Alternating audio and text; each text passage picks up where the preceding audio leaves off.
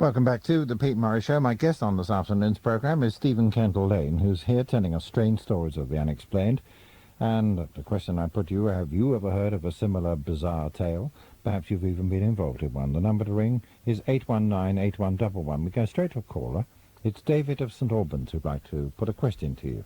Good afternoon, David. Good afternoon, Pete. I'd like to make a couple of points about the Philadelphia experiment. First of all, Stephen mentioned the green mist, which seems to have cropped up in several different stories. And was it possibly a coincidence that this green mist came up while they were doing the experiment and caused the disappearance? And also, if they were doing these experiments, why have they not continued to do these experiments since the Second World War? Because people aren't usually put off by one setback, such as something going wrong. They still want to try and find out what went wrong to make it work properly. Well, I can't answer that really any more than anybody else can. If they are doing it, then they're keeping it very quiet. I think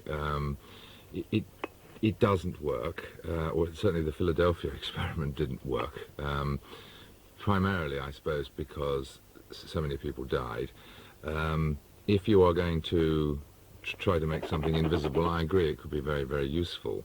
There may be other reasons why this isn't possible. I mean, all I can do is tell you, as indeed long before me, Charles Berlitz told the world. He investigated this thing, and allegedly it happened.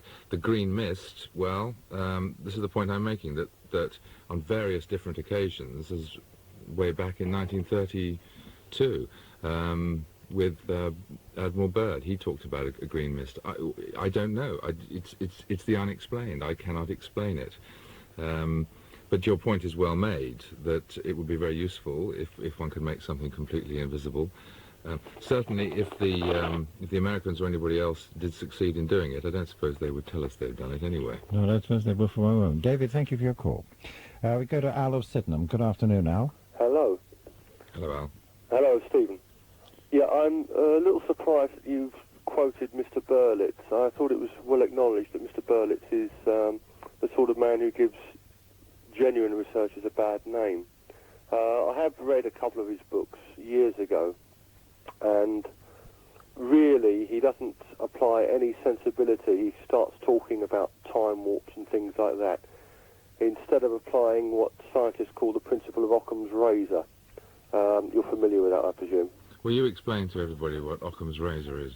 Well, basically you choose the simplest solution, and you carry on choosing the simplest solution and discarding those until eventually you reach one. And as soon as you find the first plausible explanation, you stop at it. I mean, you quote the book. But he doesn't, does he? The Bermuda Triangle. Yeah, but I mean, nobody has given a plausible explanation. This is the whole point. I mean, have you read the research of Mr. Lawrence David Cush? What does he have to say? Well, he's somebody who's actually done original research on the triangle. Mm. And he's come to the conclusion that the triangle doesn't actually exist. That many of these stories have been handed down, misquoted. One guy who disappeared, allegedly in the triangle, turned up a couple of weeks later playing golf in Florida. It said that a lot of wreckage wasn't found. Wreckage has been found for many things. And when stochastic methods have been applied, it's found that no more ships have actually disappeared in this rather vague area, which can stretch for several thousand miles, and other places. Yeah, I take you back to the point that I made, that one can only talk about what people have said happened to them, and people are going to get ridiculed if they're going to make something up. Yes. I mean, we take this guy, Captain Henry, that I was talking about. Why would a man, a retired naval captain, a man who was held in a certain amount of esteem in the local community, why would he come back from towing this barge across an area of the Bermuda Triangle and effectively Well, invite people to ridicule You him. say the Bermuda Triangle, but it's a very vague area. That's absolutely right. Why would he say that? Well, lots of reasons. I mean, you're assuming that responsible, intelligent people don't play jokes and tell lies. Piltdown Man was a practical joke by a very eminent person. Then, added to that, you've got the fact that these are all subjective. Piltdown Man, he was trying to make a point. Well, no, I mean, these are all subjective impressions. When you subject these to scientific scrutiny, they just don't stand up. This is the you're falling into the trap. No, it's not a trap. Yes, it is, because what you're saying, Al, it's very simple to say, look, you can explain away this, you can explain away the other. It's the points, it's those, if you like, happenings that you can't explain away. Out of every 100 reports of UFOs, probably 90% can be explained away because people think, that must be a UFO, I shall report it. The fact, it's the ones that cannot be explained away. It's the same with the Bermuda Triangle. Whenever a ship disappears or sinks or what have you, then yes, people are going to say, that was in the Bermuda Triangle, therefore something strange has happened. And I take your point, and I agree with you entirely, that there are quite a lot that actually, can be explained. Just because we cannot explain them doesn't mean there's time warps or anything like that. People disappear even in London every day, but that doesn't mean they've been kidnapped by aliens. Yes, I know, but you can... Charles Berlitz will probably say that about that girl who disappeared. What was Suzanne, the estate agent? That's stupid, because what... that would be Charles Berlitz's so-called theory that she'd been kidnapped by Martians and taken to another planet. No, if you've got somebody who is saying, and in fact, perhaps more than one person, a lot of people, they're saying they saw this aircraft with 200 people on board, a military aircraft disappear. Well, there are experiences that there was a whole regiment disappeared in the First World War. Well, that is nonsense as well. What? If you do the original research, sir, I think you will find that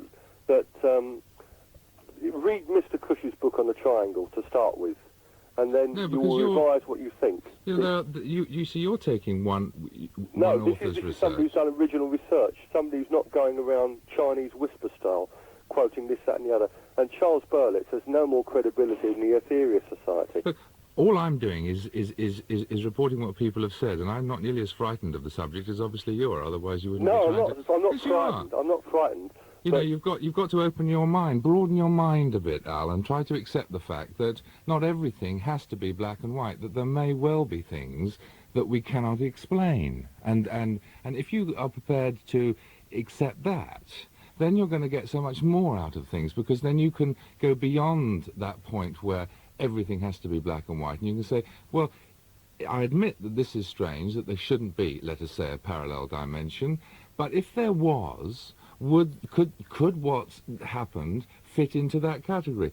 Yes, so therefore it's a possibility, and that's what people who are prepared to write about these things and investigate them as far as they're able, those are the conclusions they draw. They don't say this definitely happened. What people are saying is this is what might have happened. Thank you very much indeed for your call, Al. And as far as the Aetherius Society is concerned, I'm told on very good authority they do have credibility. Thank you very much indeed for your call.